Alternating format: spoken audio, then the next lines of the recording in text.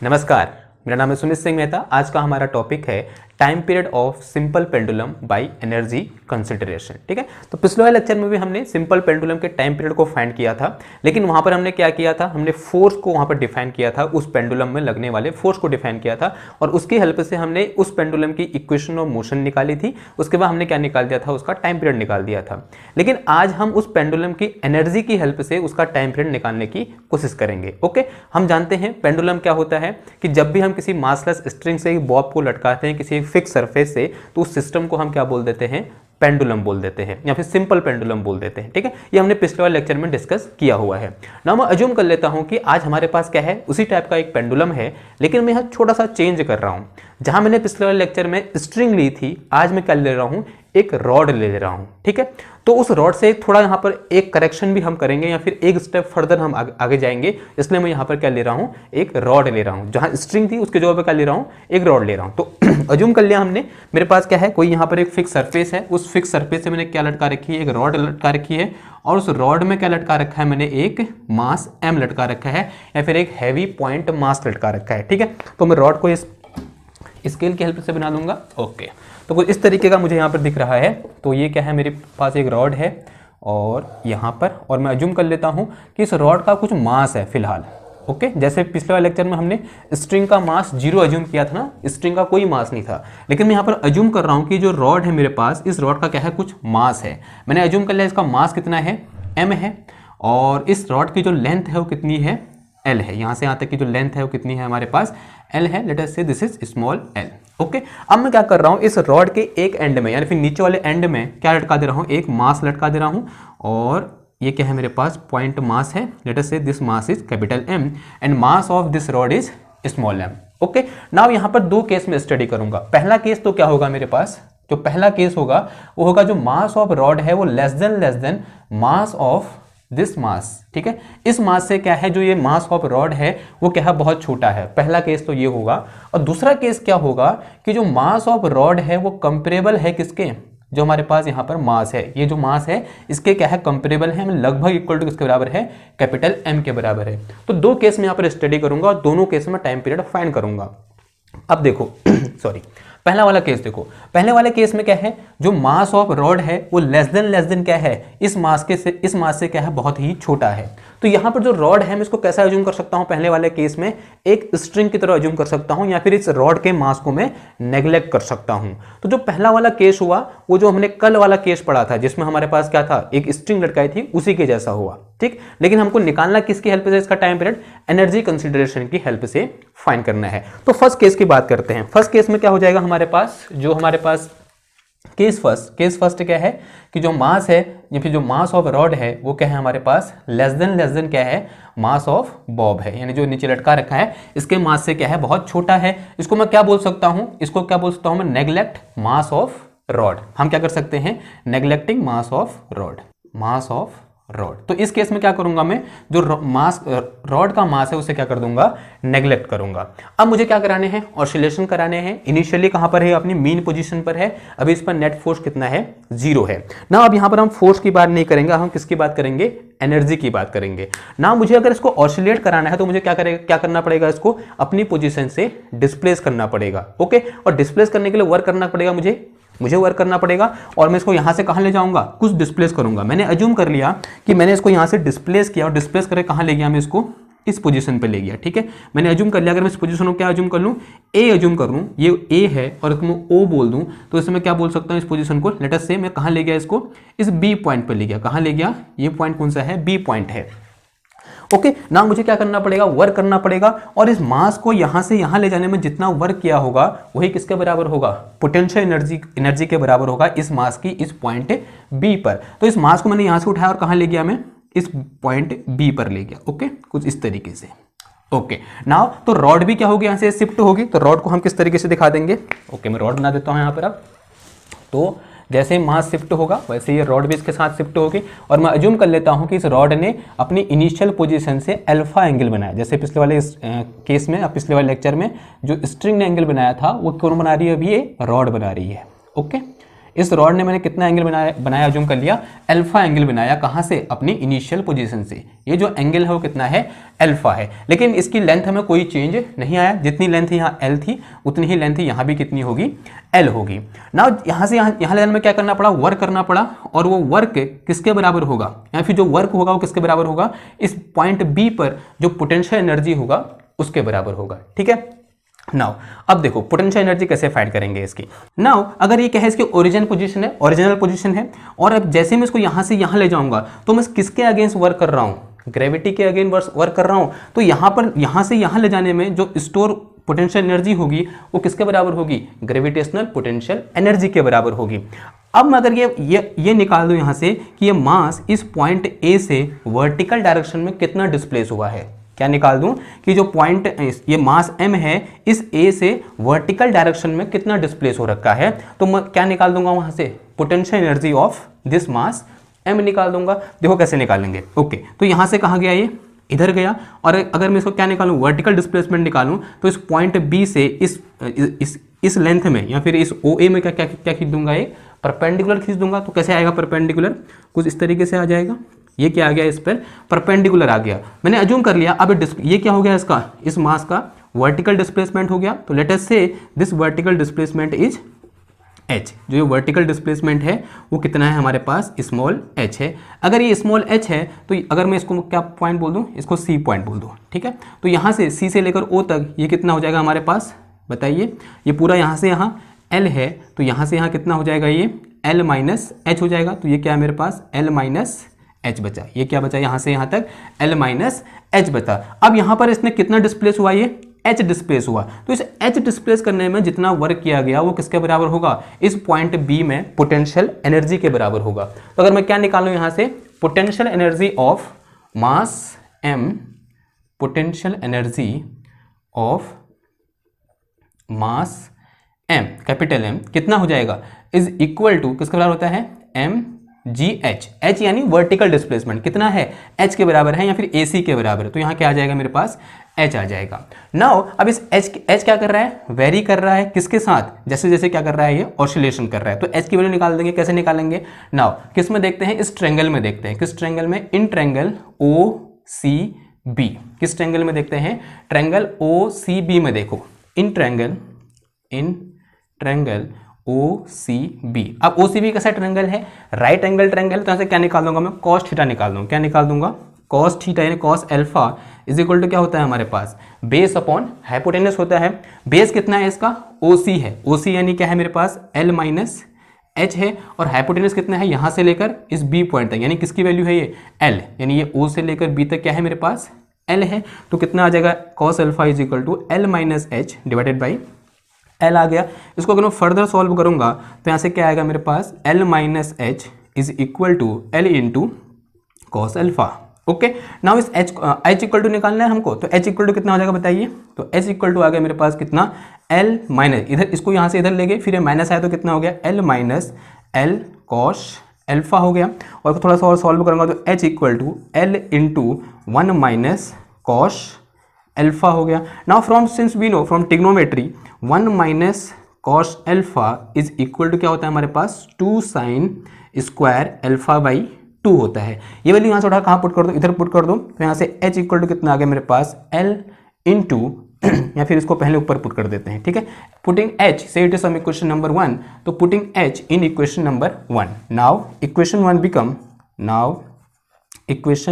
1 become let us say potential energy is V। Potential energy किससे दिखा दिया मैंने? V से दिखा दिया। Potential energy of mass capital M is equal to कितना आ जाएगा इधर से? ये mg।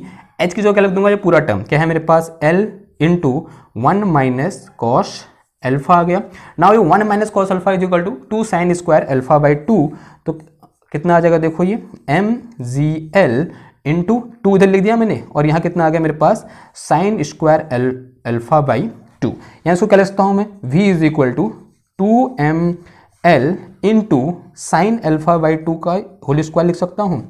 एक ही बात है, यहाँ साइन स्क्वायर अल्फा बाई 2 लिखो, यहाँ साइन अल्फा बाई 2 का होल स्क्वायर लिख दो, एक ही चीज है। Say it is some equation number 2। इसे मैंने क्या कह दिया? इक्वेशन नंबर 2 कह दिया। नाउ अगेन कुछ अप्रोक्सीमेशन तो यहाँ पर भी करने पड़ेंगे। अप्रोक्सीमेशन क्या होगा कि तुम्हारा ऑसिलेशन है वो क्या है, बहुत ही स्मॉल ऑसिलेशन है। नाउ फॉर स्मॉल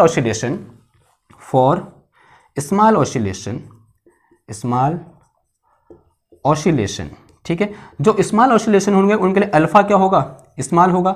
जो अल्फा होगा वो क्या होगा हमारे पास, स्मॉल होगा। अगर अल्फा स्मॉल होगा, हम जानते हैं if alpha is small then this sine alpha is approx equal to alpha, ठीक है। Then sine alpha is approx equal to alpha, then sine alpha by 2 is also approx किसके बराबर होगा, अल्फा बाई 2 के बराबर। अगर साइन अल्फा लगभग equal to किसके बराबर, अल्फा के बराबर है, तो साइन अल्फा बाई 2 लगभग इक्वल टू किसके बराबर होगा, अल्फा बाई 2 के बराबर होगा। नाउ अब मैं यहां से अल्फा की वैल्यू, अल्फा क्या है यहाँ पर, एंगल है। Now since we know angle equal to क्या होता है, आर्क अपॉन रेडियस होता है। नाउ यहाँ पर जो आर्क है यहां से यहां तक, अगर मैं इसको बहुत स्मॉल ऑसिलेशन बोलूं तो जो आर्क होगा वो लीनियर डिस्प्लेसमेंट के बराबर होगा। अगर मैं अज्यूम करूं कि यहां से यहां तक का जो लीनियर डिस्प्लेसमेंट है वो कितना है, x है, यानी a से लेकर b तक का जो लीनियर डिस्प्लेसमेंट है वो कितना है, x है, तो किसकी तरफ बिहेव कर रहा है, फॉर स्मॉल ऑसिलेशन ये आर्क की तरफ बिहेव कर रहा है। और जो ये l है, लेंथ ऑफ रॉड, वो किसकी तरफ बिहेव कर रही है, रेडियस की तरफ बिहेव कर रही है। Since this alpha is equal to क्या हो जाएगा हमारे पास, आर्क अपॉन रेडियस, आर्क यानी x एंड डिवाइड में कितना आ गया, रेडियस यानी l आ गया। Since alpha equal to x upon l, ना यहां से यहां पुट कर दो तो कितना आ जाएगा, देखो this will be equal to, यानी alpha by 2 is equal to कितना आ जाएगा हमारे पास, x अपॉन और ये 2l आ गया, x अपॉन 2l। लेकिन हमें चाहिए क्या इधर, साइन अल्फा बाई 2 का स्क्वायर चाहिए, तो यहाँ से मेरे पास साइन अल्फा बाई 2 का whole square is equal to कितना आ गया, यहाँ से x स्क्वायर डिवाइड में कितना आ गया, 4 इंटू एल स्क्वायर आ गया ना। अब यहाँ से ये वैल्यू उठाकर कहाँ पुट कर दो, इस इक्वेशन 2 में पुट कर दो। यहाँ से इसको उठाना है और कहाँ पुट करना है, इधर पुट करना है। तो यहाँ पर लिखेंगे पहले हम, putting this value in equation number 2 we get v is equal to कितना आ जाएगा, ये 2mgl एंड मल्टीप्लाई में इसकी वैल्यू कितनी है मेरे पास, x स्क्वायर डिवाइड में कितना है मेरे पास, 4 इंटू एल स्क्वायर। देखो इस l से एक स्क्वायर कैंसिल हो गया, इधर इस ये कितनी बार कैंसिल हो गया, 2 बार कैंसिल हो गया। तो यहाँ से मेरे पास क्या निकल के आ गई है, potential energy of mass m at point b कितना आ गया मेरे पास, यहाँ से 1/2 mg और फिर क्या बचा है यहाँ पर, और mg upon l into x square, ठीक है। थोड़ा ऊपर नीचे हो रहा है तो दोबारा लिख देंगे, कितना हो जाएगा 1/2 into mg upon l into x square. ये क्या निकल के आ गई मेरे पास, पोटेंशियल एनर्जी आ गई। Say it is some equation number 3।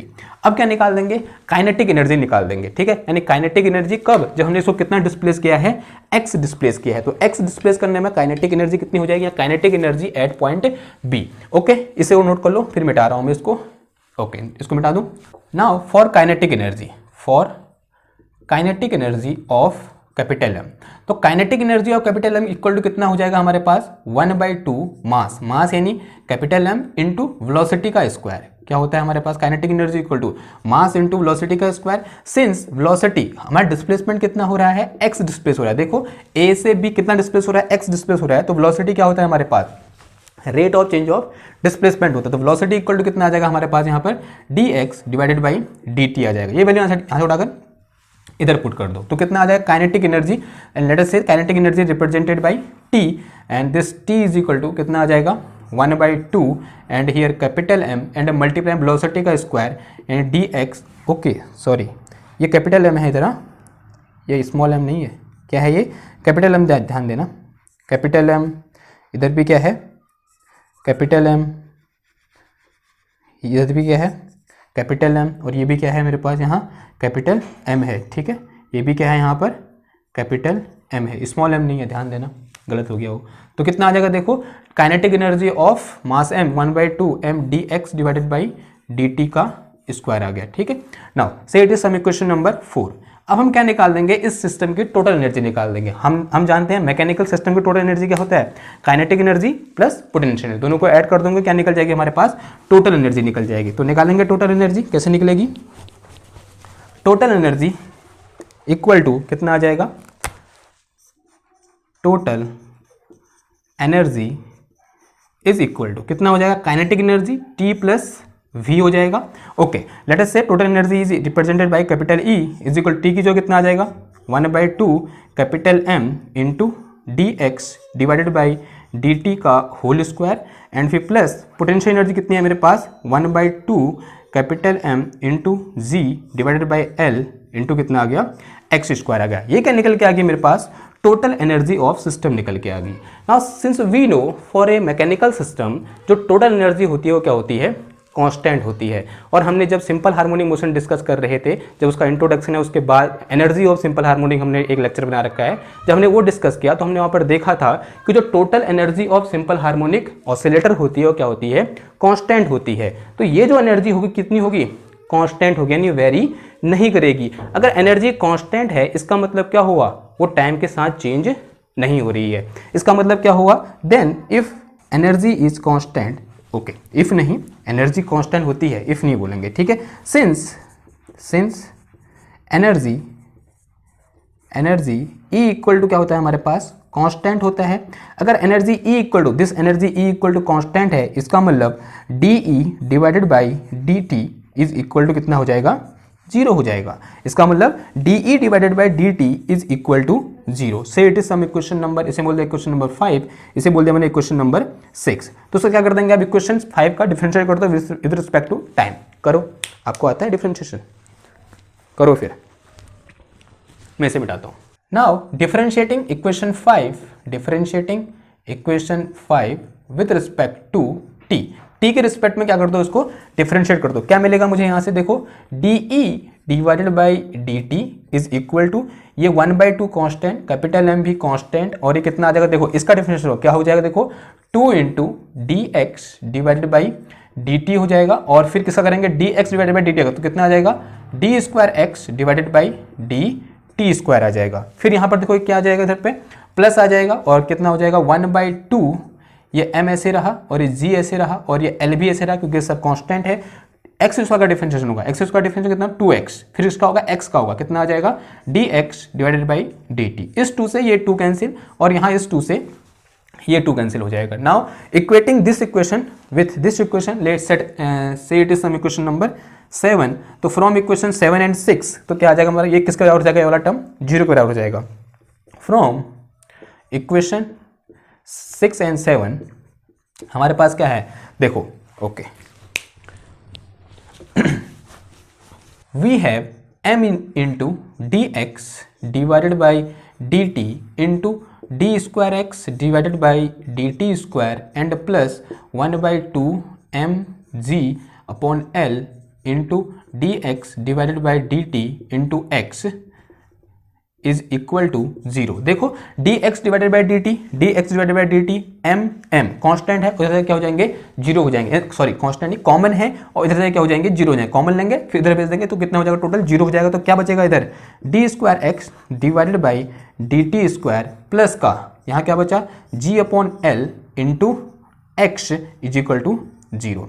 अगर आपको पिछला लेक्चर आपने देखा है तो जो हमने टाइम पे जो हमने इक्वेशन ऑफ मोशन निकाली थी for simple harmonic motion, sorry for simple pendulum, वो यही तो निकली थी, ठीक है। तो say it is some equation number 8, ठीक है। It is differential equation for simple pendulum, यहाँ पे लिख दो it is differential equation for simple pendulum. अगर ये सिंपल पेंडुलम का डिफरेंशियल इक्वेशन है तो ये किसका बराबर होता है ओमेगा स्क्वायर के बराबर होता है। तो लेट तो g/m इज इक्वल टू किसका हो जाएगा ओमेगा स्क्वायर। तो from here this omega is equal to कितना आ जाएगा √of g/l आ जाएगा। अगर ओमेगा इज इक्वल टू √of g/l है देन टाइम पीरियड, नाउ इस case in this case time period is also represented by t, capital T is equal to कितना आ जाएगा हमारे पास 2π by omega. Now on putting value of omega we get 2π √of l/g। Now if we have to find frequency then frequency nu is equal to क्या होता है हमारे पास reciprocal of time period. तो टाइम पीरियड ये है तो इसका reciprocal क्या हो जाएगा 1/2π √of g/l हो जाएगा, ठीक है। तो ये तो क्या निकल गया हमारे पास टाइम पीरियड निकल गया किसका इस सिंपल पेंडुलम का। यहां पर हमने क्या अज्यूम कर रखा पहला केस कि जो mass of pendulum sorry mass of rod है वो इस बॉब के मास के रिस्पेक्ट में क्या है बहुत ही छोटा है। लेकिन अब ऐसा अज्यूम करें कि जो यहाँ पर मास ऑफ रॉड है वो इस बॉब के मास के इक्विवेलेंस है या फिर इस बॉब के मास के कंपेरेबल है, ठीक है। इसके लगभग क्या है बराबर है, यानी इस रॉड का मास और इस बॉब का मास क्या है लगभग बराबर है। तब कंडीशन क्या होगी, यानी तब टाइम पीरियड किस तरीके से वेरी करेगा, अब वो फाइंड कर लेते हैं। ठीक है, अब इसे नोट कर लीजिए। ओके, नाउ केस सेकंड में क्या था हमारे पास, जो हमारे पास रॉड का मास है वो कंपेरेबल है किसके, मास ऑफ बॉब के, यानी जो स्मॉल m है वो लगभग इक्वल टू किस बराबर है, कैपिटल M के बराबर है। तब इस पेंडुलम का, सिंपल पेंडुलम का टाइम पीरियड कितना होगा, हमें क्या करना है, फाइंड करना है। देखो नाउ सबसे पहले क्या निकाल देंगे, किससे निकालना है, एनर्जी कंसिडरेशन। सबसे पहले सिस्टम की काइनेटिक एनर्जी निकाल देते हैं। देखो पिछले वाले स्लाइड में हमने सिर्फ काइनेटिक एनर्जी किसकी निकाली, इस बॉब की निकाली। क्यों निकाली सिर्फ बॉब की, क्योंकि हमने इसका मास क्या कहते हैं, जीरो एज्यूम किया था या फिर बहुत ही नेग्लेक्ट एज्यूम किया था। तो ऑटोमेटिकली इस जो हमारे पास क्या है, ये रॉड है, इसका मास जो सॉरी इसकी जो काइनेटिक एनर्जी है वो कितनी एज्यूम कर ली, हमने जीरो एज्यूम कर ली। तो सिर्फ किसकी काइनेटिक एनर्जी थी, इस कैपिटल एम की काइनेटिक एनर्जी थी। लेकिन इस केस में अगर मुझे इसकी काइनेटिक एनर्जी निकालनी है तो इस किसकी निकालनी पड़ेगी, सबसे पहले इस बॉब की निकालनी पड़ेगी, फिर किसकी निकालनी पड़ेगी, इस रॉड की निकालनी पड़ेगी, और दोनों की काइनेटिक एनर्जी को ऐड कर दूंगा तो वो क्या निकल के आ जाएगी, total kinetic energy of system निकल के आ जाएगी। सिमिलरली क्या करेंगे, पोटेंशियल एनर्जी भी वैसे निकालेंगे। सबसे पहले इस बॉब की पोटेंशियल एनर्जी निकालेंगे, फिर किसकी निकालेंगे, इस रॉड की निकालेंगे, दोनों की पोटेंशियल एनर्जी को ऐड कर देंगे और जो टोटल एनर्जी निकल के आएगी वो किसके बराबर होगी, हमारी जो टोटल पोटेंशियल एनर्जी निकल के आएगी वो किसके बराबर होगी, जो हमारे पास पोटेंशियल एनर्जी ऑफ सिस्टम है उसके बराबर होगी। फिर लास्ट में क्या करेंगे, टोटल काइनेटिक एनर्जी और टोटल पोटेंशियल एनर्जी को ऐड कर देंगे, वो क्या निकल के आ जाएगी, टोटल नेट एनर्जी निकल के आ जाएगी, टोटल एनर्जी ऑफ सिस्टम निकल के आ जाएगी, जो कितनी होगी, कांस्टेंट होगी। फिर वही मेथड करेंगे, उसको डिफरेंशिएट करेंगे और इक्वल टू जीरो कर देंगे, तो क्या निकल के आ जाएगा, इक्वेशन ऑफ मोशन निकल के आ जाएगा। देखो करते हैं ना, सबसे पहले क्या निकालते हैं, काइनेटिक एनर्जी निकाल देते हैं। ठीक है, तो काइनेटिक एनर्जी इक्वल टू किसका हो जाएगा, kinetic energy of capital M plus kinetic energy of small M. ठीक है, स्मॉल एम, यहां पर स्मॉल एम का मतलब क्या हुआ, इस मास से हो, सॉरी इस रॉड से हुआ। ठीक है, स्मॉल एम का मतलब क्या हुआ, इस रॉड के मास से है, पूरा रॉड नहीं लिख रहा हूं, खाली स्मॉल एम और कैपिटल एम लिख दे रहा हूं। ठीक, अब हम जानते हैं, अभी हमने कैलकुलेट किया, kinetic energy of capital M कितना होता है, 1/2 capital M into D X divided by D T का होल स्क्वायर एंड प्लस ये क्या है, velocity, dx divided by dt क्या है हमारे पास, velocity. Now plus kinetic energy of small m, यानी kinetic energy of rod, kinetic energy of rod कितनी होगी। नाउ मैं यहाँ पर कैलकुलेट नहीं कर रहा हूँ, क्योंकि इससे 2-3 लेक्चर पहले हमने एक लेक्चर पढ़ा था या फिर हमने एक क्वेश्चन किया था। क्वेश्चन ये था कि हमारे पास क्या है, स्प्रिंग मास सिस्टम है और वहाँ पर जो स्प्रिंग है वो मासलेस नहीं है। हमने वहाँ पर उस स्प्रिंग की काइनेटिक एनर्जी निकाली थी। तो जितनी काइनेटिक एनर्जी, हम जिस तरीके से काइनेटिक एनर्जी हमने वहाँ पर स्प्रिंग की निकाली थी, उसी तरीके से हम यहाँ पर काइनेटिक एनर्जी किसकी निकाल देंगे, इस रॉड की निकाल देंगे। ठीक, तो आप थोड़ा सा यहाँ पर मशक्कत करने पड़ेगा, थोड़ा सा मैं दिक्कत देना चाहता हूँ आपको दिक्कत ये देना चाहता हूँ कि आप पहले उस लेक्चर को देखिए और वहाँ पर क्या है, काइनेटिक एनर्जी ऑफ स्प्रिंग निकाल रखी है हमने, और जितनी काइनेटिक एनर्जी ऑफ स्प्रिंग हमने वहाँ पर उस स्प्रिंग की निकाली थी, उतनी ही काइनेटिक एनर्जी किसकी होगी, इस रॉड की होगी, और निकालने का तरीका भी क्या होगा, सेम होगा। अंतर सिर्फ ये होगा, वहाँ पर ऑसिलेशन ऐसे हो रहे थे, वर्टिकल हो रहे थे, और यहाँ पर ऑसिलेशन कैसे हो रहे हैं, ऐसे हो रहे हैं, बस इतना ही अंतर है। और मेथड क्या रहेगी, काइनेटिक एनर्जी निकालने की सेम रहेगी। ठीक है, आई होप आप कर लोगे। अगर आपको नहीं आता समझ में तो आप नीचे कमेंट करें, मैं अलग से वीडियो बना दूंगा कि kinetic energy of this rod कैसे निकालेंगे। तो हमने वहां पर हमने पढ़ा था कि काइनेटिक एनर्जी ऑफ स्प्रिंग कितनी निकल के आई थी, 1/6 multiply by mass of spring multiply by acceleration and dx divided by sorry velocity dx divided by dt का स्क्वायर, इतनी वहां पर काइनेटिक एनर्जी निकल के आई थी। तो यहां पर भी काइनेटिक एनर्जी कितनी आ जाएगी, तो kinetic energy of this spring is equal to कितना हो जाएगा, 1/6 मास ऑफ सॉरी स्प्रिंग नहीं, क्या है, रॉड, तो 1/6 mass of rod multiply by this dx divided by dt का होल स्क्वायर। ओके, इतना आ जाएगा। तो यहाँ से kinetic energy, let us say this kinetic energy is T, तो kinetic equal to energy equal to कितना आ गया, 1/2। अब देखो 1/2 कॉमन ले लो दोनों ओर से, तो कितना आ गया अंदर, यहाँ से कितना आ गया, m आ गया, और यहाँ से प्लस का कितना आ गया, ये स्मॉल m डिवाइडेड बाई 3 आ गया, और बाहर कितना आ गया इधर से dx डिवाइडेड बाई dt का whole square. Say it is some equation number. Now इसको इक्वेशन 1 बोल दो, ठीक है, क्योंकि इसको एक अलग टॉपिक नाम दे देना कि जब हमारे पास क्या है, रॉड क्या है, मासलेस नहीं है, तो इसे इक्वेशन नंबर 1 बोल दो। ओके, नाउ इतने क्लियर हुआ, ये क्या निकल गई, काइनेटिक एनर्जी। अब क्या निकाल देंगे, पोटेंशियल एनर्जी। पोटेंशियल एनर्जी कैसे निकालेंगे, अभी निकाले हमने पोटेंशियल एनर्जी किसकी, बॉब की निकाली है, लेकिन अब हमको यहाँ पर पोटेंशियल एनर्जी किसकी भी निकालनी पड़ेगी, इस रॉड की भी निकालनी पड़ेगी, पोटेंशियल एनर्जी। ओके, ना पोटेंशियल एनर्जी इक्वल टू क्या हो जाएगा हमारे पास, potential energy of capital M plus potential energy of small M. Now since we know potential energy of capital M equal to कितना होता है, potential energy of capital M is equal to, अभी हमने निकाला कितना था हमारे पास, M G L into 1 minus cos alpha, इतनी निकली थी। अभी हमने देखा पीछे कि जब हमने इसको कितना डिस्प्लेस किया, इसके वर्टिकली कितना डिस्प्लेस किया, एच डिस्प्लेस किया, तो कितना वर्क किया इसने, सॉरी जितना वर्क किया वो किसके बराबर था, पोटेंशियल एनर्जी के बराबर था, और वो कितनी आई थी, M G L into 1 minus cos alpha निकल के आई थी। अब बताओ रॉड की पोटेंशियल एनर्जी कितनी होगी, कैसे निकालेंगे, देखो अलग से डायग्राम बना रहा हूं यहाँ पर। ये क्या है मेरे पास, रॉड है, सिर्फ रॉड की बात कर रहा हूँ, ओके। ये क्या है मेरे पास, रॉड है जिसकी लेंथ कितनी है, एल है। नाउ अब ये रॉड क्या है, मैं अज्यूम कर रहा हूँ यूनिफॉर्म रॉड है। यूनिफॉर्म रॉड होने का मतलब क्या हुआ कि इसका मास जो है वो यूनिफॉर्मली डिस्ट्रीब्यूटेड है और इसकी लेंथ कितनी है, एल है। अगर इसका मास यूनिफॉर्मली डिस्ट्रीब्यूटेड है तो इसका सेंटर ऑफ मास कहाँ होगा, इसके सेंटर पर होगा, यानी यहाँ से L/2 डिस्टेंस पर होगा। इस O पॉइंट से कितनी डिस्टेंस पर होगा, L/2 डिस्टेंस पर होगा, कहाँ पर, L/2। नाउ अगर ये ऑसिलेट करे कहाँ पहुँच जाए, इधर पहुँच जाए, कुछ इस तरीके से चला जाए इधर। नाउ तो ये मास जो यहाँ पर है, ये सेंटर ऑफ मास जो है वो भी कहाँ चला जाएगा, इधर चला जाएगा। और जो ये डिस्प्लेस हुआ, ये जो ये डिस्प्लेसमेंट आया, late us say this displacement is H dash, तो ये एच डैश किसके बराबर होगा, सॉरी ये एच डैश डिस्प्लेस करने में जितना वर्क किया गया वो किसके बराबर होगा, इस रॉड की पोटेंशियल एनर्जी के बराबर होगा। ना ये जो डायग्राम है थोड़ा सा मैसी हो गया, थोड़ा साफ कर लो इसको, मैं एक मिनट देखो, हाँ बड़ा ईजी है, देखो कैसे होगा। ये क्या है मेरे पास, यहाँ पर ये फिक्स सरफेस है, अब मैं इसको रॉड को पतली बना रहा हूँ, ठीक। तो ये क्या है मेरे पास, रॉड है, ओके ओके, ये रॉड है। अब इस रॉड का पूरा मास कहाँ कंसंट्रेटेड होगा, इसके सेंटर पे, यानी यहाँ से कितनी डिस्टेंस पर, L/2 डिस्टेंस पर, कितनी डिस्टेंस पर, L/2। नाउ ये डिस्प्लेस को कहाँ चला गया, इधर चला गया, यानी ये जो सेंटर ऑफ मास है कहाँ चला गया, इधर चला गया, ओके इस तरीके से हो गया। नाउ तो ये डिस्टेंस भी कितनी रही, यहाँ से यहाँ तक L/2 रही, तो कितना डिस्प्लेस हुआ वर्टिकली, ये वर्टिकली इतना डिस्प्लेस हुआ, यानी यहाँ से यहाँ तक।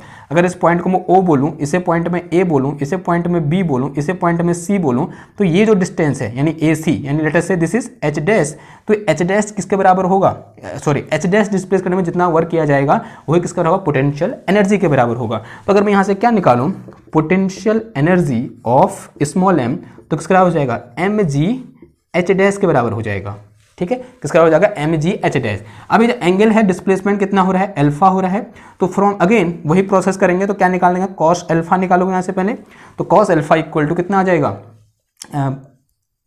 बेस अपॉन हाइपोटेनस, बेस कितना है इसका, L/2 माइनस एच डैश है, बेस यानी दिस OC कितना है, L/2 माइनस एच डैश, और हाइपोटेनस कितना है इसका, OB यानी कितना है, L/2 है। तो अगर मैं यहाँ से क्या निकालूं, in this triangle, in triangle OCB में देखूं तो यहाँ से मेरे पास अगर क्या निकाल दूं, कॉस अल्फा इक्वल टू कितना आ जाएगा मेरे पास, यहाँ से ये आ जाएगा मेरे पास क्या, बेस यानी L/2 minus H dash divided by कितना आ गया इधर पे, L/2 आ गया।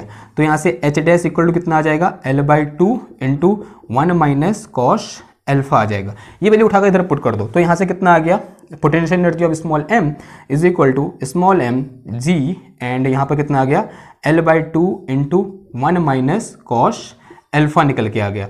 अब देखो ये क्या निकल गया, पोटेंशियल एनर्जी, और ये potential energy small m, potential energy capital m, दोनों वैल्यू यहाँ पर कर दो, क्या निकल के, टोटल पोटेंशियल एनर्जी v निकल के आ जाएगी।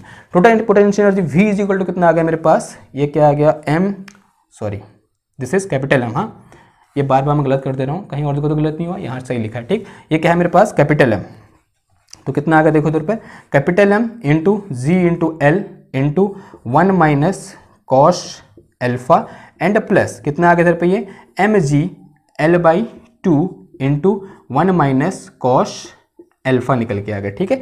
नाउ अब दोनों ओर से कितना कॉमन है मेरे पास, ये cos alpha 1 minus cos alpha common है, और यहाँ से GL कॉमन है, तो अंदर कितना बच गया देखो, यहाँ से क्या बचा बाहर, GL लिख दो इधर पर, और अंदर तो क्या बचा मेरे पास, कैपिटल M एंड प्लस का small m divided by 2 and multiply में कितना आ गया यहाँ पर, 1 माइनस कॉस अल्फा निकल के आ गया, and 1 minus cos alpha is equal to क्या होता है हमारे पास, 2 साइन स्क्वायर अल्फा बाई 2 होता है।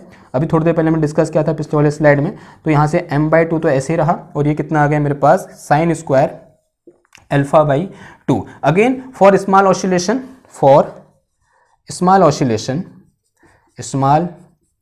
ऑसिलेशन अभी हमने साइन स्क्वायर अल्फा बाई 2 की वैल्यू कैलकुलेट की थी पिछले वाली स्लाइड में, ठीक है। वहीं से आप इसको वहाँ से उठा के इधर पुट कर दो, कितनी आई थी वहाँ पर value sign square alpha by 2 की, याद है आपको?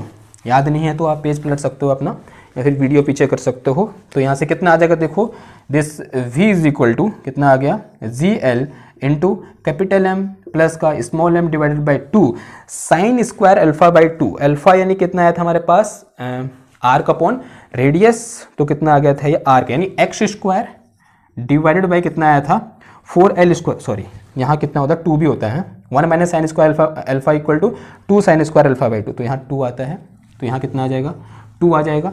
और साइन स्क्वायर अल्फा बाई 2 यानी कितना आता है आर्क अपॉन रेडियस, आर्क यानी एक्स का स्क्वायर डिवाइडेड बाय रेडियस यानी कितना एल का स्क्वायर, और यहाँ 2 भी है नीचे तो कितना आ जाएगा 2 का स्क्वायर यानी कितना आ गया 4 आ गया, इतना निकल के आता है। ठीक है, तो इस 2 से ये कैंसिल हुआ कितनी बार, 2 बार, इस एल से ये कैंसिल हुआ कितनी बार, 1 बार। तो यहाँ से पोटेंशियल एनर्जी कितनी आ गई मेरे पास, ये निकल के आ गई कितनी, जी अपॉन एल यानी 1/2 G upon L into M plus small m divided by 2 into क्या आ गया X square. Say it is some equation number 2। ये क्या निकल गई पोटेंशियल एनर्जी, ये क्या निकली काइनेटिक एनर्जी। अब क्या निकाल देंगे टोटल एनर्जी। कैसे निकालेंगे, दोनों क्या कर दो ऐड कर दो। तो यहाँ से टोटल एनर्जी इक्वल टू कितना आ जाएगा, total energy is equal to kinetic energy T plus potential energy V। Let us say total energy is E is equal to kinetic energy, कितना है मेरे पास 1/2 small m plus sorry capital M plus का small m divided by 3 into dx divided by dt का whole square, and फिर कितना आ गया इधर पे प्लस V की जो कितना है 1/2 into G into L, and इसे मिटा देता हूँ, एंड मल्टीप्लाई में कितना आ गया इधर पर कैपिटल M प्लस का small m divided by 2 into कितना आ गया एक्स स्क्वायर आ गया। ठीक है, नाउ आप क्या कर देंगे इसको हम, ये क्या है मेरे पास टोटल एनर्जी ऑफ सिस्टम निकल के आ गया, इसे हम थोड़ा मॉडिफाई भी कर सकते हैं, तो फिर करेंगे। ये क्या निकल गया total energy of system, say it is some equation number 3। Now again it is mechanical system and for a mechanical system total energy is always constant या कंजर्व। अगर टोटल एनर्जी कंजर्व है तो ये टाइम के साथ change नहीं होगी। तो इसका मतलब अगर मैं since E is constant, since E equal to क्या होता है हमारे पास कांस्टेंट होता है, क्योंकि टोटल एनर्जी क्या होती है कांस्टेंट होती है। तो अगर यहाँ से मैं क्या निकालूं DE डिवाइडेड बाई dt निकालूं तो यहाँ के इक्वल टू किसका 0, क्योंकि कांस्टेंट का डिफरेंशिएशन 0। तो say it is some equation number 4। ना अब क्या करेंगे हम डिफरेंशिएटिंग इक्वेशन नंबर 3। फटाफट डिफरेंशिएट कर दो, देखो करो डिफरेंशिएटिंग इक्वेशन 3 वी गेट क्या निकलेगा हमारे पास, ये तो कांस्टेंट है 1/2 कैपिटल M प्लस का small m divided by 3 and multiply में। अब इसका डिफरेंशिएशन कितना हो जाएगा देखो 2dx डिवाइडेड बाई dt का होल स्क्वायर, एंड फिर किसका differentiation dx divided by dt का कितना हो जाएगा d square x divided by dt square, and यहाँ पर प्लस कितना आ जाएगा 1/2 g upon l into capital M plus का स्मॉल m डिवाइडेड बाई 2, फिर x का डिफरेंशिएशन कितना हो जाएगा सॉरी एक्स स्क्वायर कितना 2x एंड x का कितना हो जाएगा dx डिवाइडेड बाई dt।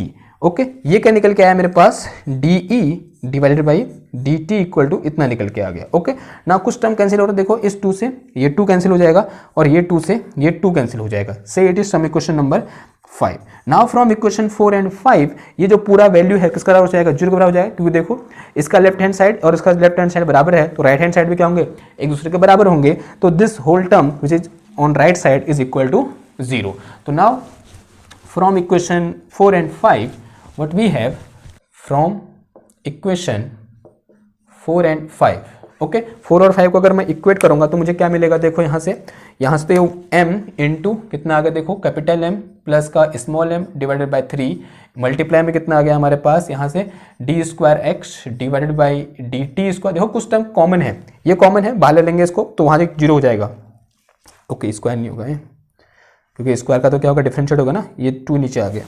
तो dx अपॉन dt कॉमन है और यहाँ से भी dx अपॉन dt कॉमन है, dx अपॉन dt बाहर जाएगा कितना हो जाएगा 0 हो जाएगा। ठीक है, देन dx अपॉन dt बाहर निकल जाए, अंदर कितना बचा ये टर्म बचा क्या d square x upon dt square, फिर कितना आ गया प्लस का g upon l and multiply में कितना आ गया देखो यहाँ कैपिटल M प्लस का small m divided by 2 and फिर मल्टीप्लाई में कितना आ गया x एंड इसका पूरे मल्टीप्लाई में कितना कॉमन लिया था हमने dx divided by dt and this will be equal to 0 because we are equating equation 4 and 5 equation 4 and 5। तो ये इधर जाएगा कितना 0 हो जाएगा, तो यहाँ पे लिखने की कोई जरूरत नहीं है। ओके नाउ अब यहाँ से क्या निकाल दो d square X divided by dt square is equal to कितना आ गया हमारे पास ये g अपॉन l एंड यहाँ मल्टीप्लाई में कैपिटल M प्लस का small m divided by 2 and यहाँ नीचे कितना आ जाएगा, ये नीचे आ जाएगा इधर, तो कितना आ गया यहाँ से, ओके प्लस, ठीक, और ये m प्लस का small m divided by 3 and into x, this will be equal to 0। Okay, now ये पूरा का पूरा टर्म क्या है, कांस्टेंट है, तो let us replace this constant by omega square. तो इसको कैसे रिप्लेस कर देंगे हम, ओमेगा स्क्वायर से रिप्लेस कर देंगे। देखो let omega square is equal to G upon L and multiply में m plus m by small m by 2 and divide में कितना आ गया, capital M plus small m divided by 3। तो यहाँ से मेरे पास अगर ओमेगा इक्वल टू निकालूं, then this omega is equal to कितना आ जाएगा, under root of G into M plus small m divided by 2, यहाँ नीचे कितना आ गया, l into capital M plus का स्मॉल m डिवाइडेड बाई 3 आ गया। ठीक है, ये क्या निकल गया, मेरा ओमेगा निकल गया। अब इसको इस इक्वेशन में पुट करो, इस ओमेगा की वैल्यू ऊपर वाली इक्वेशन में, तो कितना निकल के आ जाएगा मेरे पास, यहाँ से ये निकल के आ गया क्या, D square X divided by D T square plus का कितना आया, omega square into X is equal to 0। So this equation is similar to the equation of simple harmonic motion. This means this omega is frequency. या कौन सी frequency? Angular frequency. Angular frequency. Now a time period निकाल देंगे. Since time period is equal to कितना होता है हमारे पास? Time period is equal to t is equal to कितना होता है? 2 pi by omega. Now omega is here. Now put the value of omega. We get time period. तो यहाँ से time period t is equal to कितना आ गया हमारे पास, capital T is equal to 2 pi omega, omega की जगह कितना आ जाएगा, अंडर रूट ऑफ क्या है हमारे पास, g into capital M plus का small m divided by 2 and नीचे कितना आ गया, L into capital M plus का small m divided by 3। This is time period of this simple pendulum when we assume rod of mass is comparable to the mass of bob. ठीक है, तो इस तरीके से क्या हो जाएगा, हमारा टाइम पीरियड मॉडिफाई हो जाएगा। और यहाँ पर अगर ये मास जो m मास है वो क्या है, बहुत छोटा होगा, तो यहाँ पर फिर अगेन ये रिलेशन किसमें चेंज हो जाएगा, जो हमारा मासलेस हमारे पास जो स्ट्रिंग थी या मासलेस रॉड था उसके उस केस में क्या हो जाएगा, चेंज हो जाएगा। तो अगर यहाँ पर लिख भी सकते हो आप, फॉर इफ m या small m is very very small, तो ये स्मॉल m यहाँ से नेग्लेक्ट हो जाएगा, तो m और m बचेगा, m से m क्या हो जाएगा, कैंसिल हो जाएगा, तो बचेगा क्या है, बस सिर्फ g अपॉन l बचेगा। और यही कब आया था, पिछले वाले केस में आया था। तो इस तरीके से क्या कर देंगे, हम टाइम पीरियड निकाल देंगे एनर्जी कंसिडरेशन की हेल्प से, जब हमारे पास जो मास ऑफ रॉड है वो क्या होगा, कंपेरेबल होगा मास ऑफ बॉब के, या फिर जो मास यहाँ पर लटका रखा है उस मास के। ठीक है, आई होप आपको समझ में आया होगा। तो मिलते हैं आपसे नेक्स्ट क्लास में। थैंक यू, धन्यवाद।